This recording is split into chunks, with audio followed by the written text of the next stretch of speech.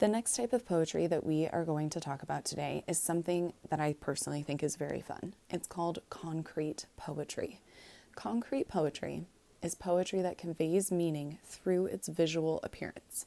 Essentially, what that means is that the way a poem looks connects to what it's about for concrete poetry.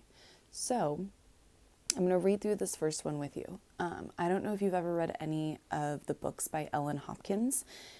They're a little dark, but they're all written in poetic form and a lot of concrete poetry. They're super interesting. And it's not just a collection of poems. It's like all the poems together tell a story. 10 out of 10 recommend Ellen Hopkins. Anyway, okay. The title of this poem is An Old Maxim Goes. And if we look at this poem, okay, I can't tell right away if those are supposed to be hearts or a V or birds. So I'm going to read the poem and kind of figure out what is going on here. Okay. Love is in the air. Seems like the October air was heavy with it.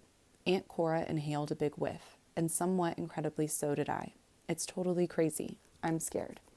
I don't know enough about being in love to insist that I really am, but I definitely feel something for Bryce, and I'm almost positive he feels something for me. But how do I know for sure if what I feel is anything more than gratitude for him paying attention to me? And how can I tell if he feels anything more than sorry for me? Okay, so I've read through that poem one time through. In the very first symbol thing over here, it says love is in the air. Seems like the October air was heavy with it. Aunt Cora inhaled a big whiff, and somewhat incredibly so did I. So, this poem, right, is about a girl and her aunt, weirdly enough, falling in love. Right? And, at least for the person writing this poem, she's scared of being in love, right? Is she actually in love? What's going on? She doesn't know.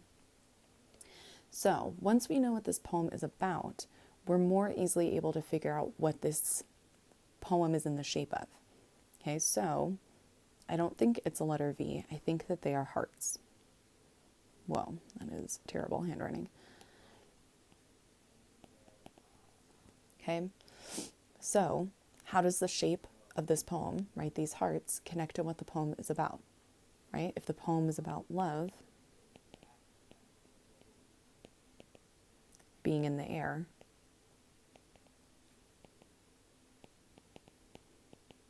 then these floating hearts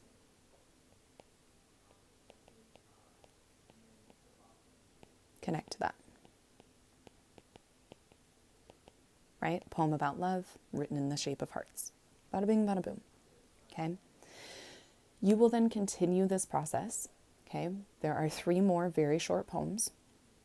Make sure you also read the title of the poem. Okay? I have another one by Ellen Hopkins. I have one by Shel Silverstein. And then I have one by Lewis Carroll. For those of you who maybe recognize that name, he's responsible for writing Alice in Wonderland. Okay? So again, you're going to be reading these poems and answering the questions on the left-hand side. Once you finish reading through them, I would like you to write a concrete poem of your own choice. Okay? You can pick any topic you want. It can be in any shape you want. But it is important that whatever shape you make your poem connects to the topic of your poem, right? Just like the love poem was written in a heart shape. Okay? You can be as creative as you want with this. Again, it can be about anything and it can take any shape as long as it's Christian decent. Okay? And you can write your poem right here, directly onto your notes. Okay?